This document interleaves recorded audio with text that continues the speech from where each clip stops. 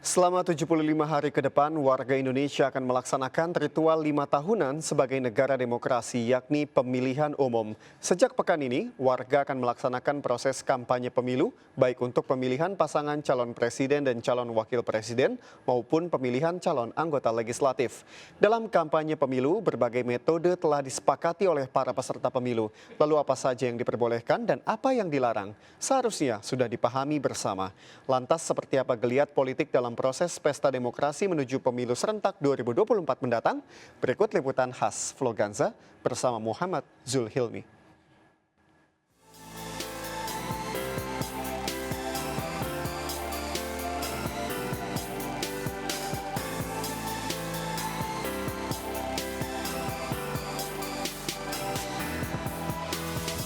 Halo pemirsa, tahapan pemilu 2024 kini telah memasuki masa kampanye yang akan berlangsung selama 75 hari ke depan sejak 28 November kemarin hingga 10 Februari 2024 mendatang. Pada masa kampanye kali ini, para peserta pemilu diberikan kesempatan untuk memaparkan visi, misi, dan juga program-program mereka yang akan mereka usung. Namun, tak seperti pemilu-pemilu sebelumnya, pemilu tahun 2024 mendatang akan sedikit berbeda, di mana nantinya para pemilih akan memilih presiden dan wakil presiden, dan juga memilih anggota legislatif, yakni DPR, DPRD, dan juga DPD. Lantas, seperti apa para peserta pemilu meyakinkan para pemilih?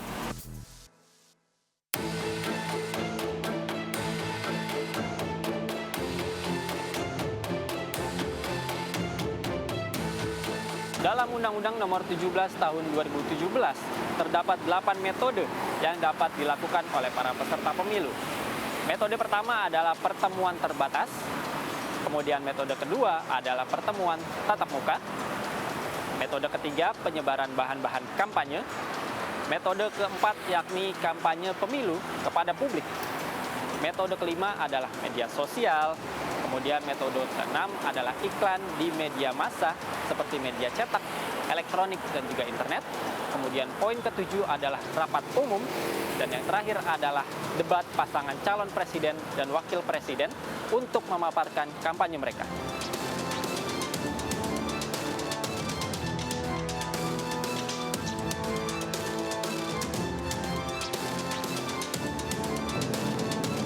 Di sisi lain, terdapat sejumlah hal yang tak diperbolehkan saat melakukan kampanye. Hal itu tercantum dalam Undang-Undang Pemilu pasal 280 yang mengatur sejumlah larangan yang tak diperbolehkan saat melakukan kampanye.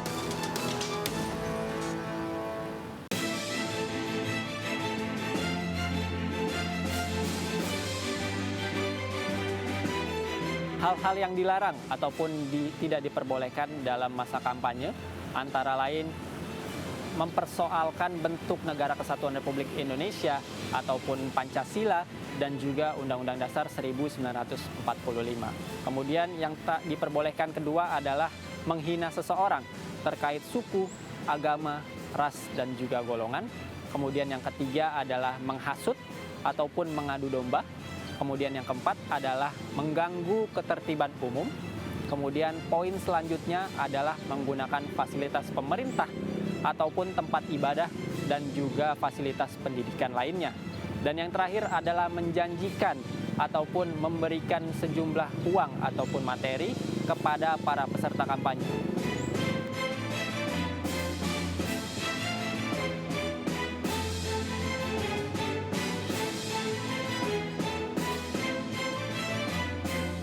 Namun selain ketentuan kampanye yang telah tercantum dalam Undang-Undang Pemilu, berbagai konflik dan juga tindak kecurangan bisa saja terjadi selama masa kampanye.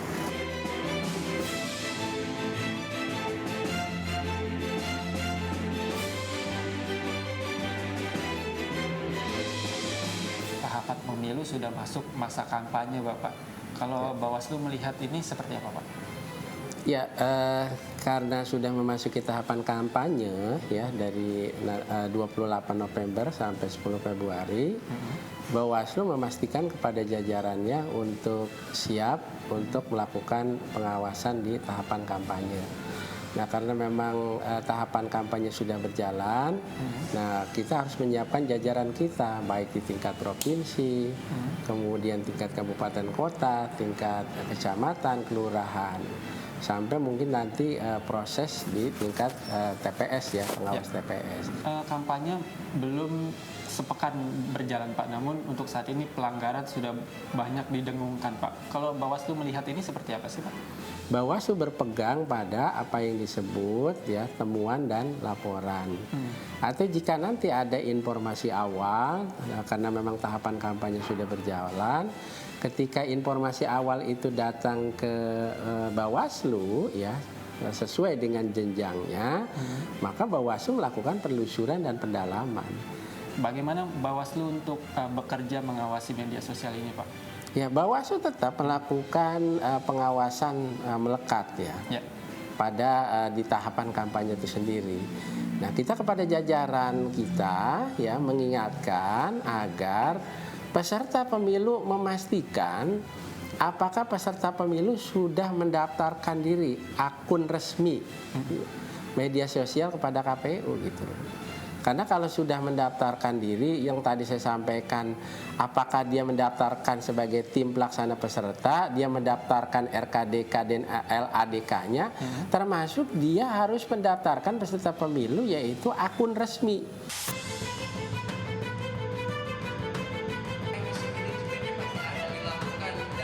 Apa yang harus ditampilkan oleh para paslon nih Mas? Menurut saya yang harus ditampilkan para paslon karena waktu kampanye ini terbatas hanya 75 hari, berbeda dengan 2019 yang 7 bulan dan berbeda dengan 2014 yang 15 sampai 16 bulan, maka butuh mengartikulasikan 3 hal. Pertama, itu adalah gagasannya dia sebagai capres sekaligus sebagai cawapres. Kenapa? Karena ini kan momentum yang terbatas untuk publik tahu mau kemana, arahnya seperti apa gagasan membawa Indonesia ke depan. Yang kedua, basisnya adalah program. Jadi bagaimana mengenalkan program terutama yang sifatnya prioritas ya. Prioritas yang akan dieksekusi sebagai bagian dari tanggung jawab politik mereka sebagai calon pemimpin bangsa.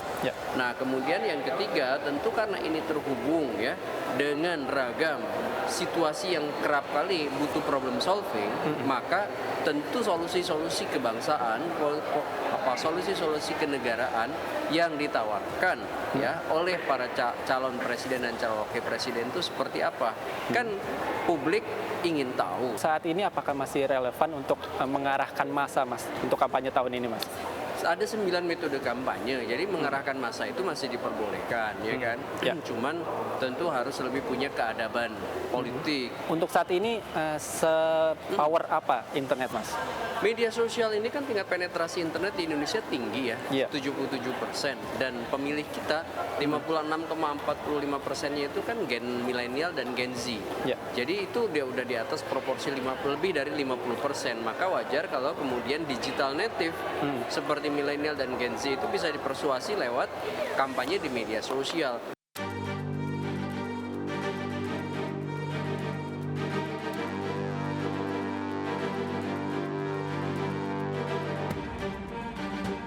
Kampanye yang udah berjalan masih terbilang cukup ini sih, masih netral gitu kan. Belum ada perkumpulan massa yang begitu rame di daerah-daerah, paling cuma di beberapa tempat aja sih. Kayak dari paslon-paslonnya kayak landai aja gitu, kayak biasa-biasa aja. Saat ini sih aku rasa masih kayak kurang rame gitu ya, soalnya dari aku pribadi juga aku belum melihat yang kayak dari masing-masing calonnya itu kayak kampanye yang udah mulai kencang gitu, jadi kayak masih kurang rame aja sih.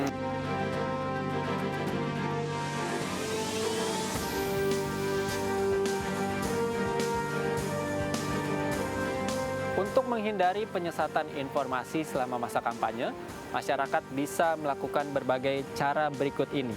Yang pertama adalah cermati reputasi media yang menyajikan informasi mengenai pemilu. Kemudian yang kedua, cermati pula sumber informasi dan juga kredibilitas dari media tersebut. Kemudian yang ketiga adalah selalu sajikan ataupun mencari informasi yang berimbang. Kemudian yang keempat adalah selalu lakukan verifikasi informasi kepada pihak yang berkompeten. Dan yang terakhir adalah jangan menyebarkan hoax atau berita bohong.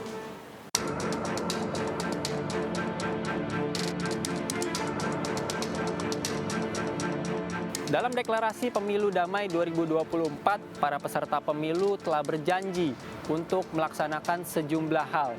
Di antaranya yakni dengan melakukan kampanye yang jujur dan adil, berintegritas, tanpa menggunakan hoax ataupun sara, dan juga tanpa menggunakan politik uang. Mereka juga telah berikrar, telah berjanji untuk selalu mematuhi peraturan dan juga perundangan yang ada. Tentu kita berharap deklarasi tersebut bukan hanya sebuah pernyataan, namun dapat menjadi komitmen bersama.